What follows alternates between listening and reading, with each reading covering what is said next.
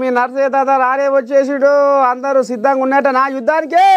శాశ్వత రాగి నిమ్మలపాడి చూస్తున్నట్టు కదా. ఇక మరి మార్నింగ్ న్యూస్ విత్ నర్సయ్య తాత మధ్యలో మూత. ఇక ఇవాళ ఎవరెవరి జాతకం ఎట్లెట్లా ఉంది ఏం కథ అనేది అరుచుకుందాము. ముందుగాల మహాపత్రికను తీసుకొని వచ్చిన గద్దా ఇంట్లో ఏం రాసిరు. ముందుగాల అమ్మకానికి ఐపీఎల్ జట్టు ఆర్సీబీ అధికారికంగా ప్రకటించిన యాజమాని, కొనుగోలు రేసులో ప్రముఖులు. ఇక దీన్ని అమ్మకాన్ని పెట్టిండట సంతల. మరి సంతల పెట్టిండట. మరి అది వెళ్ళకనా లేకపోతే ఇంకేదన్నా ఉపాయమా? మొత్తానికి ఆయనకు ఇక దాని మీద ఇసుకు పుట్టిందట. ఆర్సీబీని అమ్మకానికి పెట్టిండట. సరే, ఏ పార్టీతో పొత్తులు లేవు. తమిళనాడు అసెంబ్లీ ఎన్నికల్లో ఒంటరిగానే అధికార డిఎంకేనే మా ప్రథమ శత్రువు స్పష్టం చేసిన టీవీకే చీఫ్ విజయ్. మరి ఈ కోజ్లాగా బాగానే తారాడుతున్నట్టుంది. ఇక ఎటుబడి ఇక యూత్ ఫాలోయింగ్లు పెంచుకొని పర్సు పోరగాలని ఎంటేసుకొని తిరుగుతుంది. చూడాలి మరి సినిమా యాక్టరు రాజకీయ నాయకుడిగా నిలబడతాడా, ఏమవుతుంది, ఏంది ఏం కథ అనేది ముందు చూద్దాము. ఏ పార్టీతో పొత్తులు లేకుండా తండాడుతుందట ఈ కోజాగా, విజయ్ కోజాగా. ఈయనేమో అంటుండగా, కేసీఆర్ ఎవరి అనుమతి తీసుకొని మిమ్మల్ని 2 సార్లు అరెస్టు చేశారు. ఎమ్మెల్యేను అరెస్టు చేయడానికి గవర్నర్ అనుమతి కావాలని ఎక్కడుంది? కేసీఆర్ అవినీతి కక్కిస్తామని ఉత్తర కుమార ప్రగల్భాలు పలికిందెవరు? బీజేపీ ఎంపీ రఘునందన్ రావు సంచలన వ్యాఖ్యలు. ఇక అందరికీ అలవాటు ఉన్న ముచ్చటేనా, ఇంక ఇలా కొత్తగా ఏముంది? ఇక మాట్లాడుతూనే ఉంటాం. అన్నయాన్ని అవుతున్నాయా పోతున్నాయా?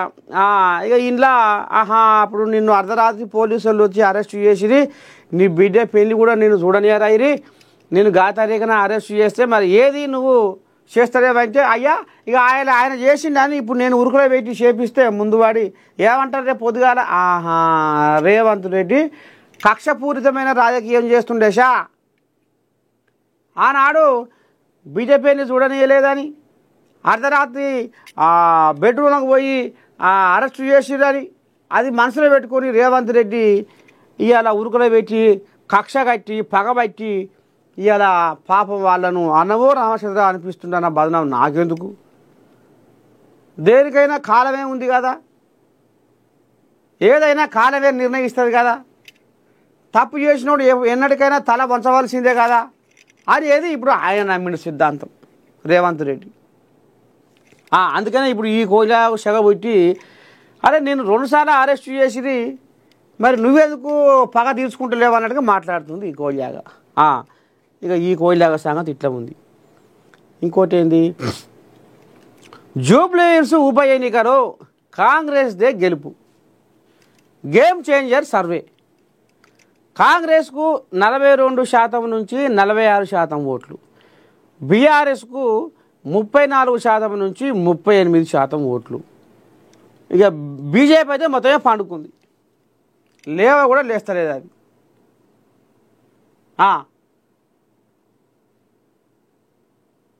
రేఖల వారంగా పొద్దుగొడవ ముందుకు లేచేటివేమో రేఖల వారంగానేమో కాంగ్రెస్ లేస్తుంది, పొద్దు పొడుస్తుంది అనగానేమో బీఆర్ఎస్ కారు లేస్తుంది.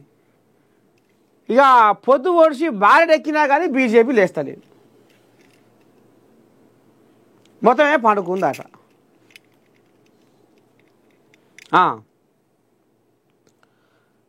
జూబ్లీహిల్స్ ఉప ఎన్నికల్లో కాంగ్రెస్ అభ్యర్థి నవీన్ యాదవ్ విజయం సాధించే అవకాశం ఉందని పొలిటికల్ మేనేజ్మెంట్ సంస్థ game changer media boss network నిర్వహించిన సర్వే ఫలితాలు స్పష్టం చేసినాయట. కాంగ్రెస్కు 42% నుంచి 46% ఓట్లు పడే అవకాశం ఉందని సర్వే అంచనా వేసింది. బీఆర్ఎస్ అభ్యర్థి మాగంటి సునీతకు 34% నుంచి 38% ఓట్లు పడే అవకాశం ఉందట. బీజేపీ అభ్యర్థి లంకల దీపక్ రెడ్డికి 12% నుంచి 16% ఓట్లు పడే అవకాశం ఉందని ఈ సర్వే రిపోర్ట్ తేలింది. ఏది కావచ్చు, మొత్తమే పండుకుంది. 12% నుంచి 16% అట బీజేపీ. రామ ఏది గిట్ట తయారైంది కథ?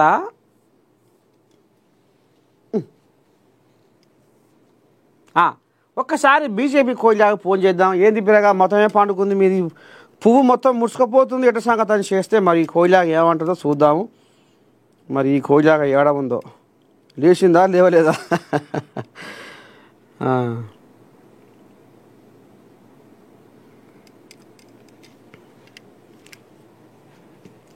ఈయన మన ఎల్బీ నగర్ కొప్పుల నరసింహారెడ్డి ఏదో ఉంది, కార్పొరేటర్. ఏమంటాడో చూద్దాం కోయిలాగా. సర్వే ప్రకారం ఇతరులకు 0.4% నుంచి 0.8% ఓట్లు షేర్ అవుతాయట. ఏది కొన్ని కోయిలాగలు ఉన్నాయిగా, ఇండిపెండెంట్ చేసిన కోయిలాగా. Game changer media boss network సంస్థ ప్రతినిధులు మాట్లాడుతున్నారు. వామ్మో, ఈ కోయిలాగా లేస్తలేదుగా ఇంకా. ఈ సర్వేలో ఓటర్ల అభిప్రాయాలు అత్యంత లోతుగా సేకరించాము. ఈ సర్వేలో సీనియర్ జర్నలిస్టులు, రాజకీయ విశ్లేషకులు పాల్గొన్నారు. జూబ్లీ హిల్స్లో అన్ని ప్రాంతాలు, వివిధ వృత్తి వర్గాల నుంచి డేటాను పరిగణలోకి తీసుకున్నాము. ఫలితాలు ఎన్నికల దిశను సూచిస్తున్నాయి అని తెలిపారు. అక్టోబర్ 29 నుంచి నవంబర్ 5 వరకు నిర్వహించిన ఈ సర్వేలో 6,200 మంది ఓటర్ల అభిప్రాయాలు తీసుకున్నట్టు చెప్పారు. సరే, ఇప్పుడు బీజేపీ కోయిలాగే ఫోన్ చేద్దాం. మళ్ళీ కోయిలాగా ఫోన్ చేద్దాం. ఈ కోయిలాగా వరంగల్ కోయిలాగా. మరి ఈ కోయిలాగా ఎటువా, ఇది లేచిందా లేవలేదా?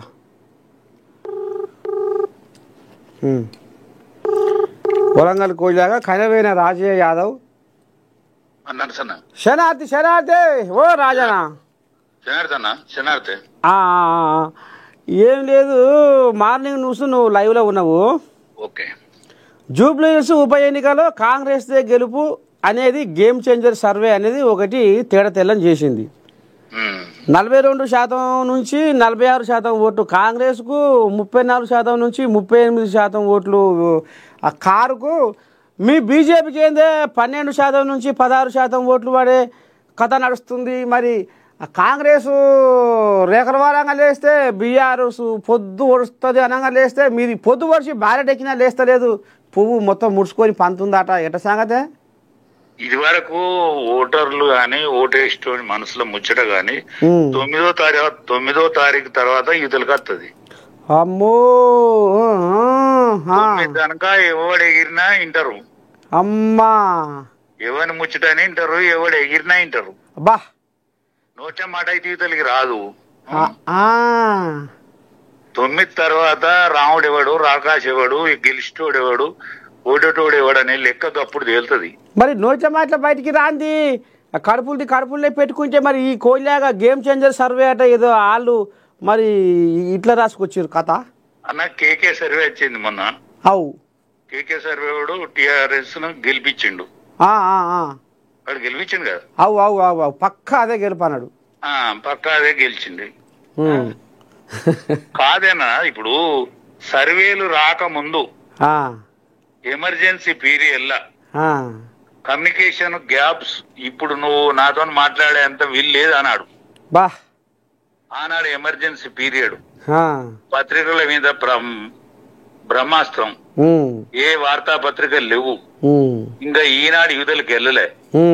అటువంటి రోజులలో శివుల ముచ్చట పెట్టుకున్నట్టు ఓట్లేషన్లు కాంగ్రెస్ పార్టీని ఖతం చేసింది అన్నాడు. ఇందిరాగాంధీ ఓడిపోయింది, సంజయ్ గాంధీ ఓడిపోయింది.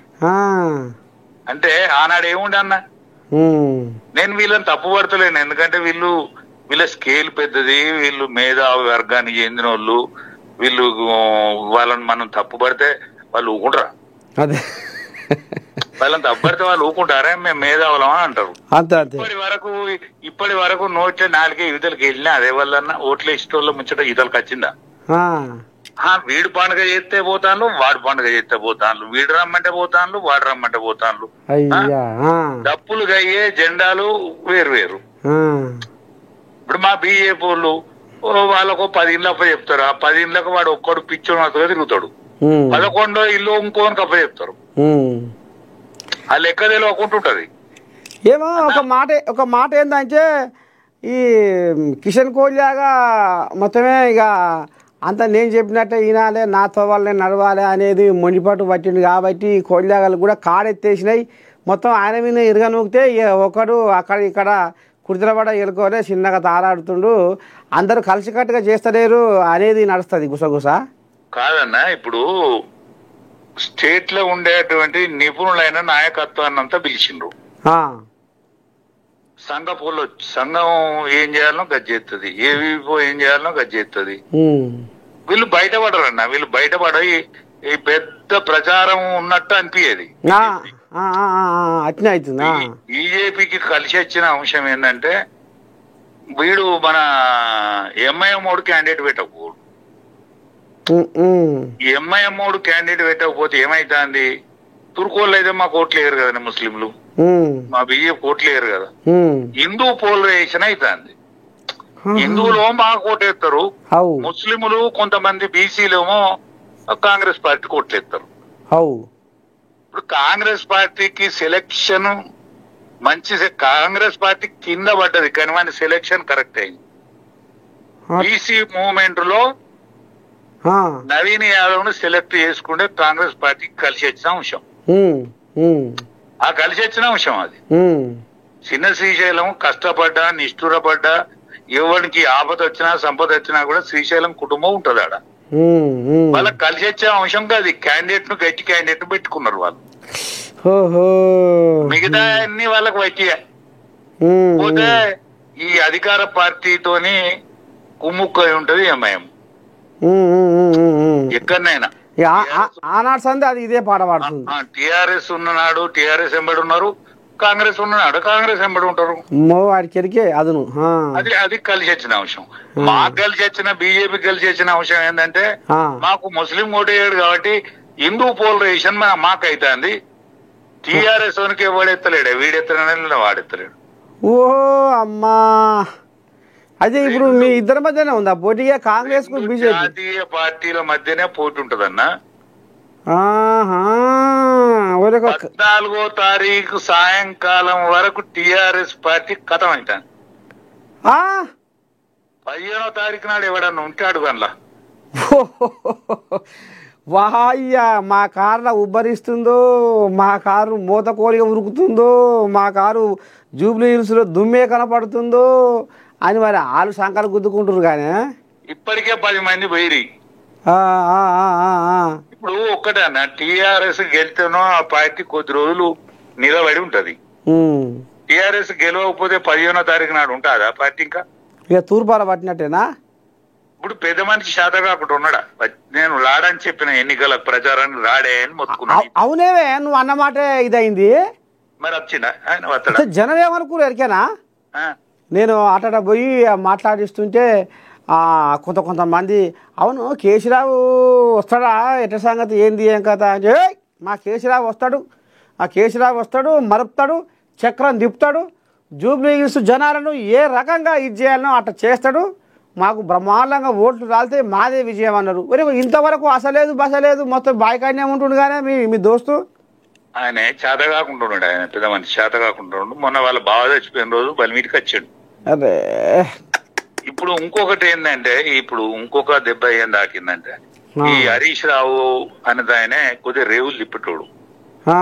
ఆయన పాపం వల్ల తండ్రి చచ్చిపోయి ఆయన నిప్పు పెట్టినోడా, ఆయన ఇంట్లో ఉండాలి చెప్తాను. ఇప్పుడు ఒక కేటీఆర్ ఊరుతాండు ఎటెకిన. అదే ఇప్పుడు ఒక మాట నిన్ననే ఈ మాట పొక్కిందే. ఇప్పుడు రాహుల్కు హరీష్ రావుకు కొంచెం ఇప్పుడు ఈ బాధ్యత మొత్తం ఇప్పుడు రాహుల్ భుజాన పెట్టిర్రు. అవును, ఈయనకేముంది, మా నన్ను కాదని నువ్వు చేస్తున్నావు, ఇక నీ కొంకులు ఎట్ట నరకాలో నరుకుతారు. హరీష్ రావు లేకపోతే కారు కింద పడ్డది కదా, కారుకి ఇది అయింది కదా అనేది కూడా కొంచెం హరీష్ రావు కూడా లోపల ఉంటుంది అని అంటున్నారు. నిజమేనా?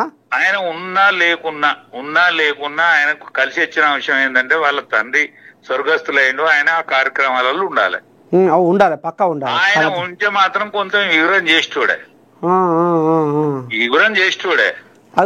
ఇగురం ఇబ్బందులు పడ్డది, ఆయన ఇగురం ఇబ్బందులు పడ్డది. కేటీఆర్ పోకడ మారతలేదు ఇంకా, పోకడ మారతాను. అదేమన్నా మాట వస్తాండ ఇంకా. ముఖ్యమంత్రిని ఎట్లా పడితే గట్ట మాట్లాడచ్చు, సైజును మాట్లాడచ్చు, ఏది పడితే అది మాట్లాడచ్చు. వాడు మంచిగా చెడ్డ ముఖ్యమంత్రి కదా ఈ రాష్ట్రానికి. ఏది పడితే అది మాట్లాడతాండే. ఇంకా ఆయన దుందుడుకుతనం పోతలేదా? ఇప్పుడు భారత దాత అవుతాడా మళ్ళా ఆయన? ఏది ఆయన ఇప్పుడు వర్కింగ్ ప్రెసిడెంట్ కదన్నా, ఆయన తొందరపడద్దు కదా. అవునవునవునవునవును, ఆయన నిమ్మలంగా మాట్లాడాలి. ప్రజలు ఆలోచించే తీరుగా ఇవాళ రాబోయే రోజులలో ఆయన కనిపించాలని అనుకుంటాడు. ఆయన ఎంత ఉందా ఉండాలి, ఉందా కనిపిస్తాడు అన్న. ఏమో అన్ని బుడుబుడు గల మాటలే ఉన్నాయి అన్ని. అట్లా మాట్లాడద్దు కదా, మాట్లాడితే ప్రజాదరణ కోల్పోతారు కదా. ఇప్పుడే ఆమె ఎడల ఈ రెండో భార్య అని మన్నని మశానం అని అదోటి ఇదోటి అన్ని ఓ దానికి ఒకటి పుట్టింది. ఇప్పుడు అవునే ఈ వాస్తవేనటగా ఈమెది అసలు కొచ్చేసినాక ఇది ఈమె రెండో భార్య అని ఇదే అంటే ఫస్ట్ భార్య ఉన్నాక నువ్వు సెకండ్ భార్యని ఎట్లా చేసుకుంటావు ఏంది ఇంకా తండ్రి కూడా ఇది లోపడంగా అంతా మసులుతుందటగా ఇదంతా. కాదు మరి సునీతని అదే ఏదో ఏదో మసులుతుందట సునీత అన్న. నీకు తెలియదు ఏమన్నదే, ఓటరు ప్రతి ఒక్క ముచ్చట్ను తీసుకుంటాడే లెక్కకు. ఓటేసే ముందట ప్రతి ఒక్క ముచ్చట్ను తీసుకుంటాడు. బట్ టెంపర్మెంట్ ఆగుతనే లేడేమరో ఇప్పుడే అన్నట్టు కూడా చూస్తాడు. ఎన్నో కోణాల నుంచి ఆలోచించి ఓటేస్తాడన్న. ఎటు చూసినా కూడా టీఆర్ఎస్ కి అయితే దెబ్బజల్లుడు పక్క. ఆ పార్టీ 15వ తారీఖు దుంబాల కేసు అంతేనా? నా కోపం ఉండి కాదన్న, నిజం అది. అదే వాస్తవం. నువ్వు పెద్ద మనిషివి, కరువు కాలం వెళ్ళబోసినావు, రాజకీయ అనుభవం ఉన్నోనివి. ఇంతో అంతో ఇట్లా జనాలు ఆదరణ ఎటు పడుతుర్రు, ఎటు ఒరుగుతుర్రు, గాలి ఎటు మళ్ళీ పోతుందని ఇక గాయంతమ్మడు పసిపడవా. కానీ ఇంకోటి ఏంటంటే నువ్వు అన్నట్టు ఈ రాములు కూడా ఈ మాటలల్లో కొంత ఆయన జనాదరణ ఓడిపోతున్నట్టే కొడుతుంది. ఆయన మాట తీరు మారనుండనే. సుందర ముఖారం ఇందమే, సుందర ముఖారం ఇందమే, కళ్ళల్లో కానవత్తాంది గర్వం. అమ్మా సుందర ముఖారం ఇందమే, కళ్ళల్లో కనిపించేది గర్వం. అది ఎవరు సహిస్తాడన్న ఇయ్యాలి. మళ్ళీ ఓట్ల ముచ్చట, ఓటేసే ముందట ఎన్ని ఆలోచిస్తారు. అవునవునవునవును. నువ్వు అన్నమాట వామ్మో ఈ పేలాటవు ఈయన సోకాటం ఇప్పుడే ఆస్తలేడు వామ్మో ఇంకా రేపెట్టుంటది కథ ఆయన కాడికి కూడా జనాలు ఆలోచన చేస్తారు. 500 రోజులలో కేసీఆర్ తీసుకొచ్చి ముఖ్యమంత్రిని చేస్తానంటాడు. అవుతుందా అన్న? ఉన్న 10 మంది గోయింద కొట్టిండ్రు, గెలిచిన వాళ్ళలో 10 మంది వెళ్ళిపోయిండ్రు. రేపు దెబ్బన ఎటమటం అయింది అనుకో, ఎటమటం అయితే ఎవడు ఉండడు. మళ్ళీ ముఖ్యమంత్రిని ఎట్లా చేస్తాడు ఆయన? మాట్లాడే మాటకు దానికి అంతు పంతు ఉండాలి కదా. ఏదన్నా మేము బలమైన ప్రతిపక్షంగా ఉండి కొట్లాడతాం అనే మాట అంటే ఇవ్వడం నచ్చుతాడు. మేమే రేపు రాజ్యానికి వస్తాం అంటే ఎవరు నమ్ముతాడే? నాకు దోషిన ముచ్చలేదు కదన్నా. అంతే అంతే అంతే అంతే అంతే అంతే అంతే ఇక ఇంట్లో మళ్ళీ ఇప్పుడు ఇంటి పంచాయతీ రోజు పుట్టింది. ఇంటి పంచాయతీ ఇప్పుడు చెల్లె ఇక ఊరంతా ఒడ్డనే పెట్టుకుంటే నక్క తోకనే పెట్టుకున్నట్టుగా ఇప్పుడు ఆమె ఊరు వచ్చింది. ఇప్పుడు మళ్ళా ఆయన రేవంత్ రెడ్డి రేవు తిప్పుతలేడు. నువ్వు సొంత చెల్లెలు కన్నీళ్లు దూరుతలేవు, నువ్వు మా కన్నీ అందరు కన్నీళ్లు దూరుతానంటావు. ఎట్లా అంటా రేవంత్ రెడ్డి అది పట్టుకుంటావు. అది దొరికే ఈయనకు ఆయుధం దొరికే ఇంటోడు దాని మీద ఖండన ఏమని చేయాలి? దాని మీద ఖండన ఏమని చేయాలి? ఇప్పుడు ఆయనకి కుర్చీల పట్టు వెళ్ళుకోవాలి. ఆయన కోళ్ళగా ఏం అనస్తలేదు, దాని సందు లేదు. ఇప్పుడు ఈయన కన్నీళ్లు దూడువండి అని అంటాండి. ఇవాళ కన్నీళ్లు చెల్లె క్యాండిడేట్ క్యాండిడేట్ భర్త తెచ్చిపోయింది, నువ్వు కన్నీళ్లు దూడవాలి సుమా మీరే అని అంటాడు. ఈ రేవంత్ రెడ్డి రేవులో ఏమంటాడు? మీరు మీ చెల్లె కన్నీళ్ళే నువ్వు దూడతలేవు, ఈయన కన్నీళ్ళు ఎట్లా దూడతావు అని ఆయన బట్టి కుడిలో బట్టి వెళ్ళుకోవాలి గాలేదే. అవునవునవునవునవునవును పక్క సందులు ఇరికే. జనాలకు కూడా నువ్వు అన్నట్టు సందు దొరికింది, సందులు ఇరికిండు కోజాగా. అది రేవుకి వచ్చేది కాదన్న, అది రేవు కాదు. అదే నువ్వు వెనకడికి నీ తెలవందేముంది, ఇంటోడు ఈకతో కొడితే బయటోడు తోకతో కొట్టిండు అన్నట్టు. అంతే. ఇప్పుడు అదే ఇక ఇప్పుడు సందు నువ్వే ఇచ్చినావు ఆ అందరికి ఆయుధం. అవును. ఇటు అధికార పార్టీ వాళ్ళకు ఆయుధం నువ్వే ఇచ్చినావు, ఇప్పుడు జనాలకు నువ్వే ఇచ్చినావు ఆయుధం. ఇప్పుడు వాళ్ళు అయ్యే చెప్తారు కానీ కన్నతల్లికి గాజులు చేపినోడు, కన్నతల్లికి కూడు పెట్టినోడట పినతల్లికి గాజులు చేపిస్తా, బంగారు గాజులు చేపిస్తా, బంగారు గాజులు చేపిస్తా అని అన్నట్టు చెప్తారు కదా అయ్యా మీటింగులలో. అవును. ఇక మరి నేను సునీతమ్మ కన్నీళ్ళు మీరు తుడవాలి, సునీతమ్మ పాపం పాపం అని అంగలారుస్తుంది అని అన్నాడు. ఇక అదే ఇప్పుడు తోడబుట్టిన చెల్లె నీ ఎంగిలిపాలు చీకిందా? ఆమె అనబట్టే మా బావ దొంగ అనబట్టే, అవు మా సంతోష్ దొంగ అనబట్టే. అంతే. ఎవడన్నా అంటే పట్టుకోవు, ఇంటోళ్ళు కలిసి ఉన్నోళ్ళు. అవు బయటోడు 100 మాటలు అన్నా కానీ అది లెక్కకు రాదు, కానీ ఇంటోడే అనబట్టే. అవు అవు ఆమె కవితమ్మే అనబట్టే. సాక్షాత్ మా బావ దొంగ, అవినీతి అనకుండా ఏది పడితే కదా అనబట్టే. అవు అవు ఇంకేమైనా ముచ్చట్టున్నదా? ఏముంది అదే మరి మీ బీజేపీ మొత్తమే లేస్తలేదట చూడన్నా. 14వ తారీఖు నాడు మా లెక్క చూడు. అంటే కొంచెం పుంజుకుంటుందంటవా గెలుస్తుందంటవా? పుంజుకోడు కాదన్నా, మా ఇద్దరి మధ్యనే సంకుల సమరం. ఆహా అమ్మో, మాకు హిందూ ఓటు బ్యాంకు, మాకు పోలరైజేషన్ అవుతుందన్న. ముస్లింలు అందరు అటే అంటారు కదనే, మా దిక్కు ఎవరు రారు కదా. అనే వరకు ఈ హిందువులు ఏం చేస్తారు చెప్పు? అదే మెజార్టీ హిందువులు ఉన్నారా? ఇప్పుడు బీసీలు మెజార్టీ, కానీ మెజార్టీ బీసీలలో హిందువులు మెజార్టీ కదా.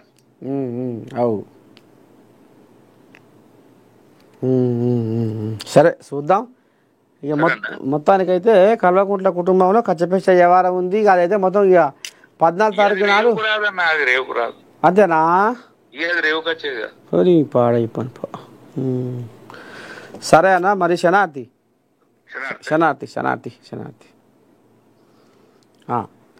ఇది కథ. ఈ రకంగా పోతుంది కథ. ఇక పోతే అశ్రు నయనాల మధ్య గడ్డం అఖిల్ రెడ్డి సంతాప సభ. పెద్ద ఎత్తున హాజరైన కాంగ్రెస్ శ్రేణులు, బంధుమిత్రులు, సన్నిహితులు. Adilabad Congress party assembly incharge Kandi Srinivasa Reddy బావమర్ది గడ్డం అఖిల్ రెడ్డి సంతాప సభ బుధవారం పట్టణంలోని ప్రజాసేవా భవన్లో అశ్రు నయనాల మధ్య జరిగింది.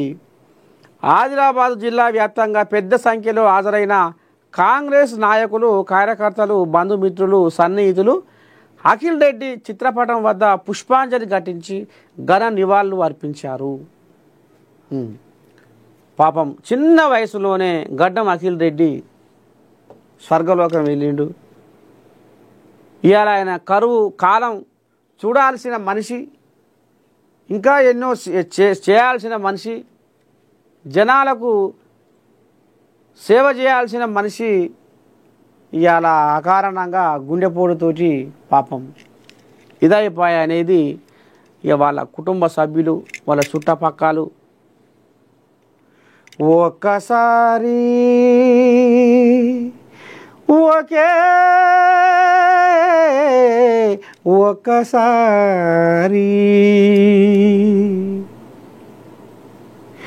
ఒక్కసారి నిన్ను చూడాలయ్యా ఓ గడ్డము అఖిలు,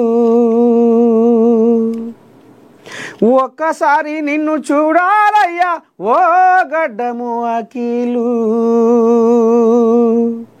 నిన్ను చూస్తే గాని మనసు తావునుండదయ్యా, నిన్ను చూస్తే గాని మనసు తావునుండదయ్యా, నిన్ను చూడకుంటే మా మనసు ఏరు చేరమంటుందయ్యా,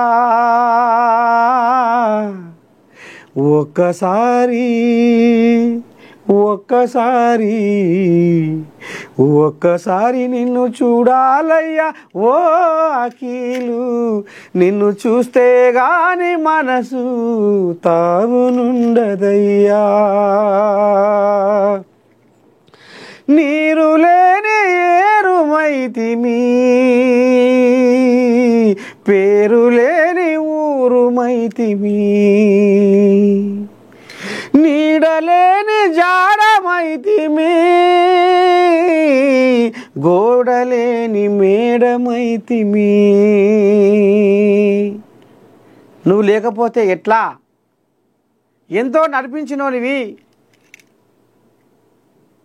యువ నాయకునివి, ఇంత చిన్న వయసులో ఎట్లా తీసుకుపోయా ఆ దేవుడు అని పాపం నిన్న ప్రజాసేవ భవన్లో ఆదిలాబాదులో సంతాప సభ పెట్టి ఈ రకంగా వాళ్ళ కుటుంబ సభ్యులు, వచ్చిన నాయకులు, బంధుమిత్రులు ఈ రకంగా అంగలార్చి నిన్న సంతాప సభలో ఆయనకు పబ్బతి పట్టి నివాళులు అర్పించిర్రు. మళ్ళొకసారి నేను పక్షాన గడ్డం అఖిల్ రెడ్డి అతి చిన్న వయసులో గుండెపోటుతో మరణించి ఇలా ఎంతోమంది హృదయాలలో ప్రేమ అభిమానం సంపాదించుకున్న గడ్డం అఖిల్ రెడ్డి స్వర్గలోకంలో ఆయన ఆత్మకు శాంతి చేకూరాలని మనస్ఫూర్తిగా ఆ భగవంతుణ్ణి వేడుకుంటున్నా.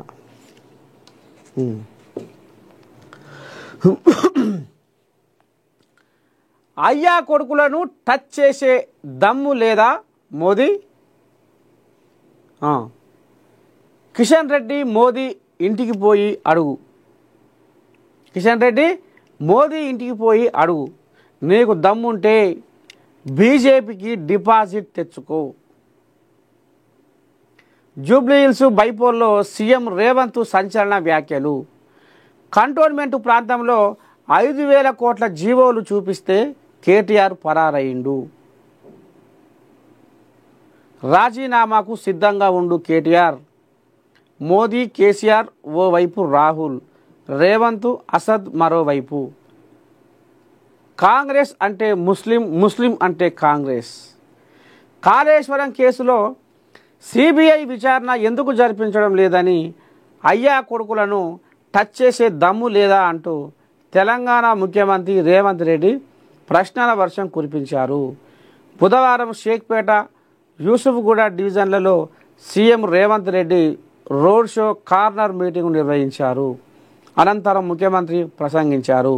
ప్రధానమంత్రి నరేంద్ర మోదీ, మాజీ సీఎం కేసీఆర్లు ఇద్దరు ఒకటేనని ఎద్దేవా చేశారు.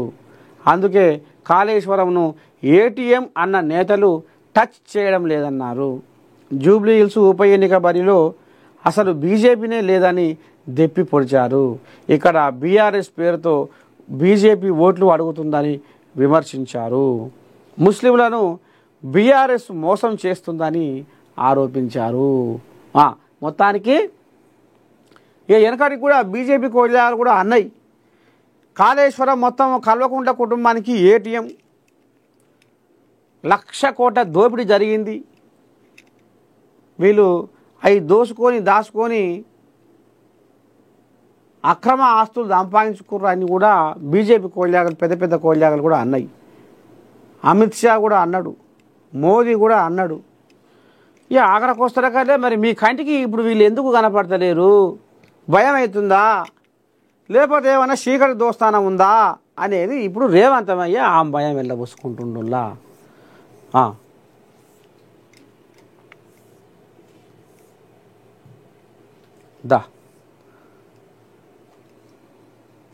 బ్రెజిల్ మోడల్కి హర్యానాలో ఓటు హక్కు. హర్యానాలో సుమారు 25 లక్షల ఫేక్ ఓట్లు, డూప్లికేట్ ఫేక్ ఓటర్లతో బీజేపీ విజయానికి ఈసీ సహకరిస్తుంది. రాహుల్ గాంధీ మరో ముతుకోని చెప్తుండు డప్పు కొట్టి ఊరూరా. లొట్టి మీద కాగిలక ఎన్ని తీర్లా మొత్తుకొని ఒర్రి ఆయన నోరే బొంగిపోతుంది. కానీ ఈ దొంగ ఓట్ల కథ మాత్రము అట్లనే సాగుతుందట. ఇక కళ్ళకు కట్టినట్టుగా రాహుల్ గాంధీ కళ్ళకు కట్టినట్టుగా ఆధారాలతో సహా చూపించిండట. డూప్లికేట్ ఫేక్ ఓటర్లతో బీజేపీ విజయానికి ఈసీ ఎన్నికల సంఘం సహకరిస్తుంది. ఓట్ల దొంగలను ఈసీ కాపాడుతూ ప్రజాస్వామ్యాన్ని ధ్వంసం చేస్తుంది. కాంగ్రెస్ ఎంపీ రాహుల్ గాంధీ మరోసారి సంచలన వ్యాఖ్యలు. హర్యానాలో సుమారు 25 లక్షల ఫేక్ ఓట్లు. ఇగో ఈ పిల్ల బ్రెజిల్ పిల్ల. ఈ పిల్లకు హర్యానాలో వందల ఓట్లు. ఇట్లాంటి దొంగ ఓట్లు 100 ఓట్లు ఉన్నాయట. కాంగ్రెస్ ఎంపీ రాహుల్ గాంధీ మరోసారి సంచలన వ్యాఖ్యలు చేశారు. 2024 హర్యానా అసెంబ్లీ ఎన్నికల్లో సుమారు 25 లక్షల ఫేక్ ఓట్లతో బీజేపీ విజయం సాధించినట్లు ఆరోపించారు. కేంద్ర ఎన్నికల సంఘం వైఖరిని ఖండిస్తూ బుధవారం ఆయన ఢిల్లీలో మాట్లాడారు. హర్యానాలో ఉన్న ఓటర్లలో ప్రతి 8 మంది ఓట్లలో ఒకరు నకిలీ ఓటరు ఉన్నట్లు ఆరోపించారు. బీజేపీ విజయం కోసం ఎన్నికల సంఘం సహకరిస్తున్నట్లు రాహుల్ గాంధీ ఆరోపించారు. బీజేపీ విజయం కోసం ఎన్నికల సంఘం సహకరిస్తున్నట్లు రాహుల్ గాంధీ ఆరోపించారు. డూప్లికేట్ ఫేక్ ఓట్లతో బీజేపీ విజయానికి ఈసీ సహకరిస్తున్నట్లు విమర్శించారు. ఫేక్ ఓట్లకు సంబంధించిన ఫోటోలు రికార్డులను ఆయన మీడియాకు చూపించారు. అదే ఆ బండారం అంతా బయటపెట్టిండు. ఫేక్ ఓటర్ల జాబితాలో బ్రెజిల్ దేశ మోడల్ కూడా ఉన్నట్లు పేర్కొన్నారు. చూసిరా, ఫేక్ ఓటర్ల జాబితాలో ఇగో ఈ పొర్లది బ్రెజిల్ దేశ మోడల్ పిల్ల కూడా ఇలా హర్యానాలో ఓటు హక్కు ఉందట. రాయ్లోని ఓ పోలింగ్ బూత్లో ఆ మోడల్ సుమారు 22 సార్లు ఓటు వేసినట్లు రాహుల్ ఆరోపించారు. ఆ మోడల్కు చెందిన అఫీషియల్ సోషల్ మీడియా పేజీని కూడా చూపించారు. హర్యానా ఓటర్ల జాబితాలో ఓ మహిళ పేరు 223 సార్లు ఉన్నట్లు మరో ఉదాహరణ ఇచ్చారు. చూస్తుర్రా, ఉత్తరప్రదేశ్ చెందిన బీజేపీ నేతలు హర్యానాలో ఓట్లు వేసినట్లు ఉన్న రికార్డులను కూడా కాంగ్రెస్ నేత మీడియా ముందు ప్రజెంట్ చేశారు. ఇంకేం కావాలి? గిసబండి సకదానమా చేసేది? దొంగ ఓట్లు మసిమూసి రేగ్గాలమే అంటే ఇదే కథ కావచ్చు. ఇది రాజ్యాంగాన్ని చంపడమే.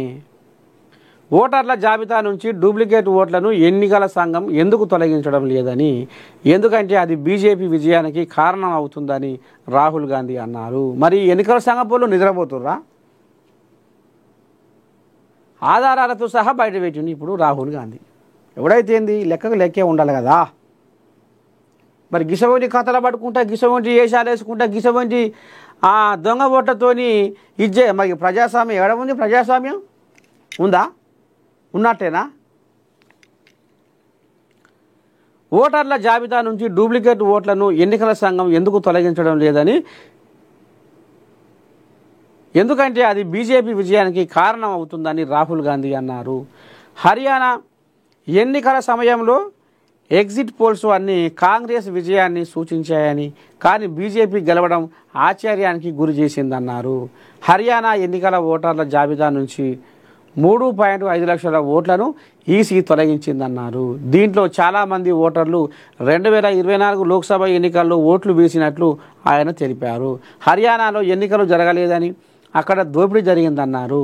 తాను చేస్తున్న ఆరోపణలకు ఈసీ రికార్డులే సాక్ష్యాలు అని, వాటిని చెక్ చేసి మన ఎన్నికల తీరు ఎలా ఉంటుందో మీకు చూపిస్తున్నట్లు రాహుల్ పేర్కొన్నారు. ఇలాంటి వ్యవస్థ పరిశ్రమగా మారిందని, దీన్ని ఇతర రాష్ట్రాల్లో వాడే అవకాశం ఉన్నట్లు ఆరోపించారు. బీహార్లోనూ ఇదే జరుగుతుందని, ఈ వ్యవస్థ మార్చలేమని, ఎందుకంటే ఓటర్ల జాబితా చివరి నిమిషంలో తయారవుతుందని, ఇది ప్రజాస్వామ్యాన్ని రాజ్యాంగాన్ని చంపడమే అని ఆయన పేర్కొన్నారు. ఇగొగ్గిసోని కథ నడుస్తున్నాయి. ఇక హర్యానానే గంత జరిగింది కథ.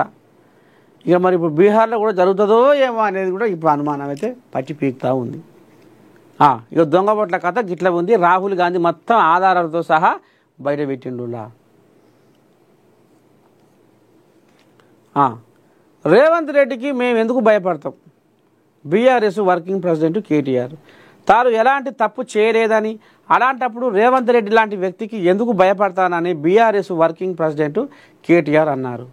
రేవంత్ రెడ్డి తాను 3 ఫీట్లు ఉన్నట్లుగా డైలాగుడు కొడతాడని విమర్శించారు. ఆయన ఏదో పేమెంట్ కోటాలో ముఖ్యమంత్రి అయ్యాడని ఆరోపించారు. రేవంత్ రెడ్డి తనను తాను అంతకంటే ఎక్కువగా ఊహించుకోవద్దని సూచించారు. తమపై పెట్టే ఉత్తి కేసులు నిలబడవని అన్నారు.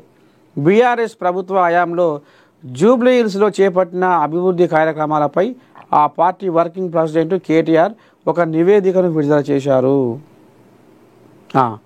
ఒకసారి వీళ్ళ అయ్యోళ్ళ దోస్తుకు ఫోన్ చేద్దాం. రాములు ఉండుగా, రాములల్లా అయ్యా దోస్తు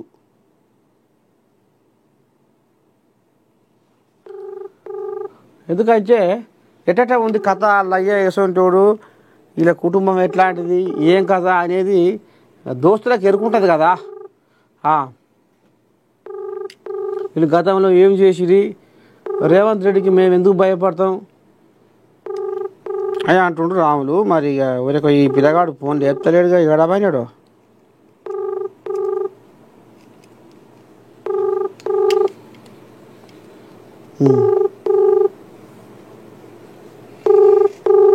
The person you're calling is not answering. Please try later. కార్తీక శోభ పోటెత్తిన భక్తులు.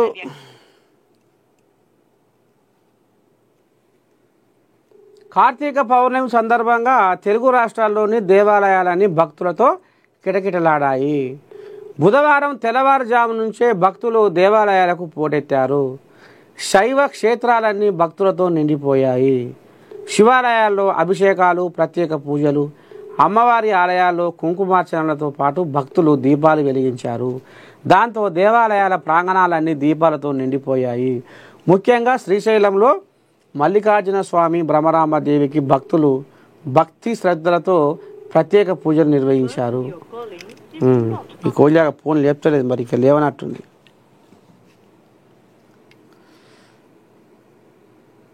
కుంకుమార్చన పూజలు జరిపి ఉసిరి చెట్టుకు మహిళలు పూజలు చేసి కార్తీక దీపాలు వెలిగించారు.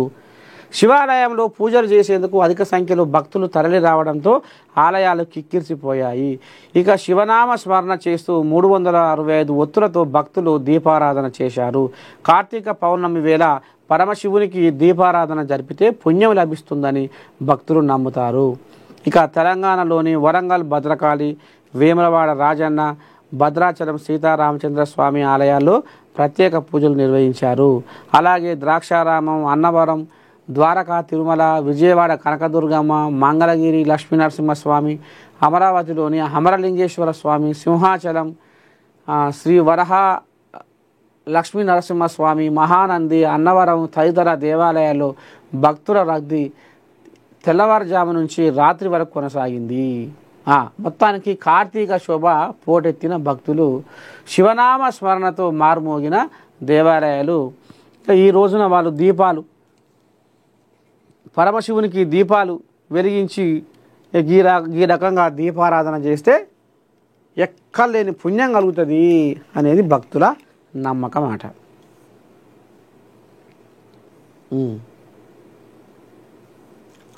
ఇక చూసుకో దోపిడి ఎట్లా ఉందో చూడు. దోపిడి అలా అయితే థియేటర్లు ఖాళీ అవుతాయి.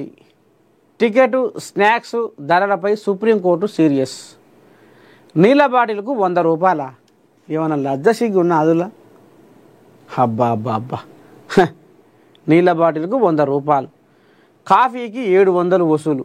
వాయ్యా వాయ్యా వాయ్యా. ఇక చూడండి, కాఫీకి 700. సినిమాలలో పోయి ఇక ఉంటుందిగా, ఇంటర్వ్యూలకు బయటకు వస్తారుగా, ఇక వీళ్ళ అంగు వీళ్ళ ఆదును చూసి ఇక వాళ్ళు ఎంత పెట్టినా తింటారు, ఎంత పెట్టినా తాగుతారు, ఎంత పెట్టినా మాకు ఎదురు మళ్ళరు అని అడ్డగోలుగా రేట్లు పెంచిడట. ఎక్కడ? సినిమా థియేటర్లల్లో.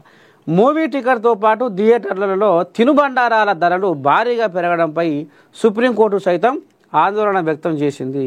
ప్రస్తుతం ఒక సినిమాకి 1500 నుంచి 2000 వరకు ఖర్చు అవుతుంది.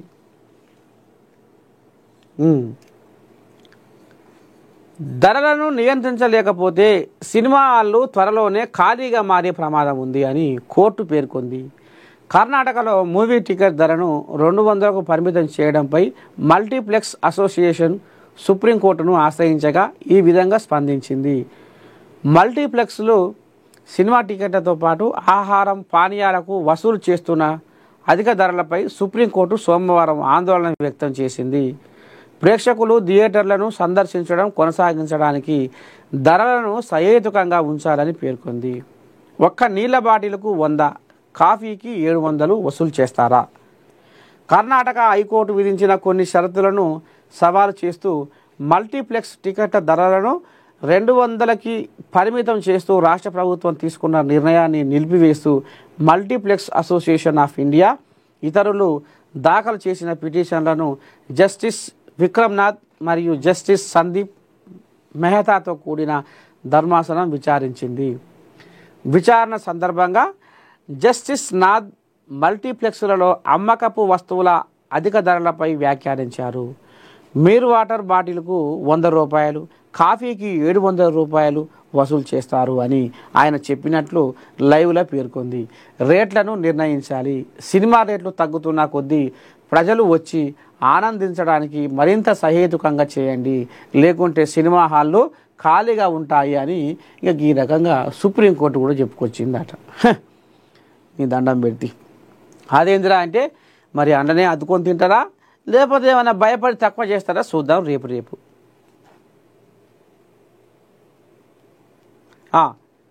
ప్రభుత్వ సలహాదారుగా పి సుదర్శన్ రెడ్డి బాధ్యతలు. ఇక ఈ కోలియాకు మంత్రి పదవి కావాలని కలవరించి నాకు బుగ్గకారు కావాలో అని ఈ కోలియాగా ఎనిమిదిలో తారాడింది. కానీ ఆఖరికి వస్తారు కల్లా జర జైసు అని చిన్నగా ఇక ప్రభుత్వ సలహాదారుగా తీసుకొచ్చిర్రు, బాధ్యత చేపట్టిర్రు. తెలంగాణ ప్రభుత్వ సలహాదారుగా పి సుదర్శన్ రెడ్డి బుధవారం బాధ్యతలు స్వీకరించారు. ప్రభుత్వం సుదర్శన్ రెడ్డికి సచివాలయం గ్రౌండ్ ఫ్లోర్లో ఛాంబర్ కేటాయించింది. తన ఛాంబర్లో వేద పండితుల ఆశీర్వచనాల మధ్య కుటుంబ సభ్యులు, అధికారుల సమక్షంలో ఆయన బాధ్యతలు స్వీకరించారు. ఈ సందర్భంగా మంత్రి తుమ్మల నాగేశ్వరరావు సహా పలువురు మంత్రులు, ఎమ్మెల్యేలు, అధికారులు సుదర్శన్ రెడ్డికి అభినందనలు తెలిపారు.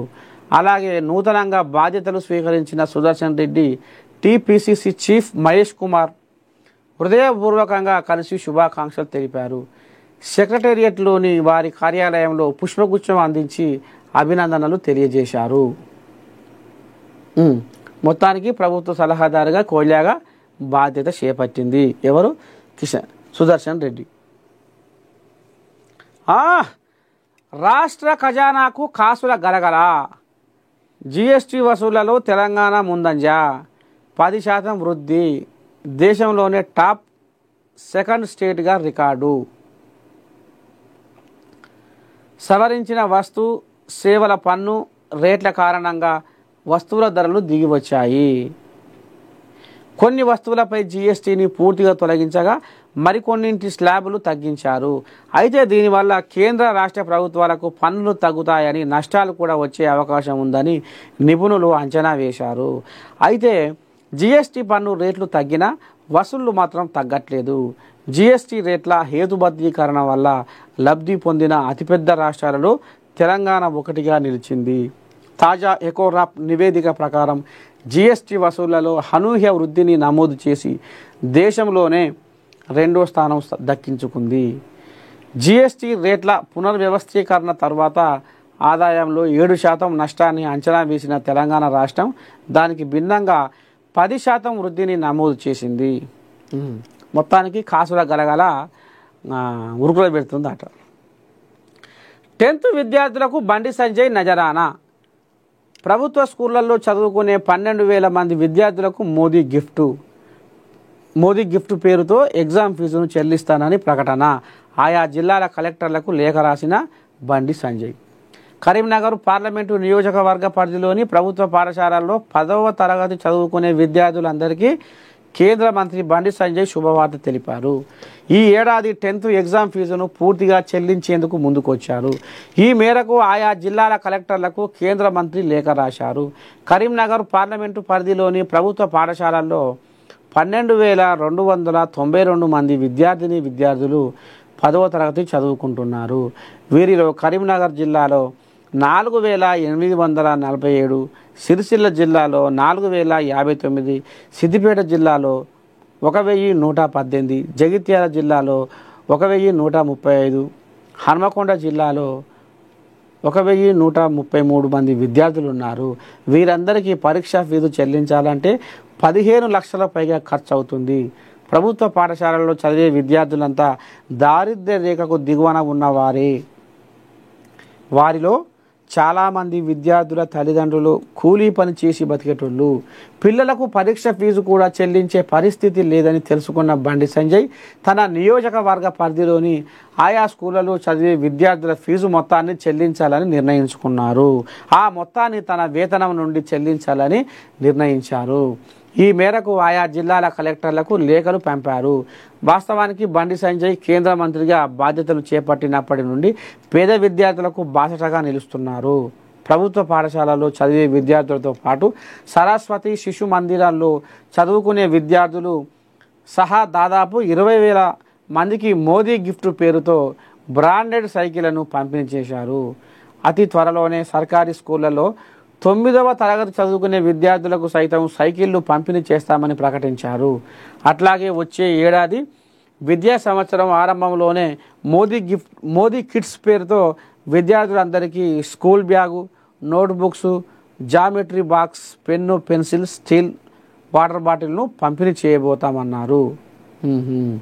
మొత్తానికి బండి సంజయ్ అయితే ఒక రామసక్కని ముచ్చటే ముంగటేసుకుంటూ మంచిదే కదా. ఇట్లయితే నువ్వు జనాల నాలుకల మీద ఎప్పుడు సంజయ్ సంజయ్ సంజయ్ సంజయ్ అని కలవరిస్తారు. ఓ మంచి పని చేసిండు సంజయ్, బండి సంజయ్. బీద సాదా బక్కపేద వసవసాని రేఖలు ముఖలు చేసుకునే కష్టజీవుల బతుకుల ఆదుకున్నోడు బండి సంజయ్. వాళ్ళకి ఇంతో అంత ఆసరైనోడు బండి సంజయ్. పేదలంటే పలిసేస్తాడు బండి సంజయ్ అనేది కోలాగా ముద్ర వేసుకుంటుంది. సరే, మొత్తానికి మార్నింగ్ న్యూస్ విత్ నర్సయ్య తాత మధ్యలో మొత్తం కార్యక్రమానికి మరి సెలవు. శనార్థి.